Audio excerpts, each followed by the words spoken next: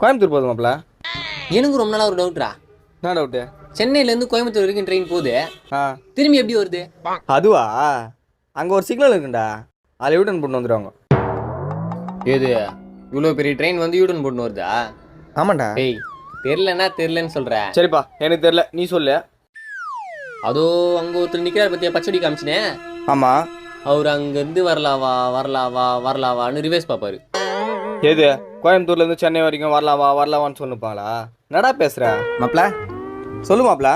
நீ பேசுறதெல்லாம் கேட்டு தான் இருந்தேன். அது அப்படி கிடையாது. ஆ, போகும்போது இந்த இன்ஜினில் போவோம், வரும்போது இந்த இன்ஜினில் வரும் மாப்பிள. உனக்கு எப்படி மாப்பிள்ள இதெல்லாம் தெரியுதா? 6 வருஷமா ரயில்வேஸ் ஒர்க் பண்ணுறேன், இது கூட தெரியாது எனக்கு. ஓ சரி மாப்பிள, டியூட்டிக்கு டைம் ஆகுது. சரி நான் கிளம்புறேன். ஆ சரி மாப்பிள்ள. யாரா?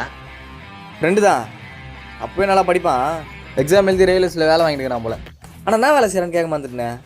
சமோசே 4 10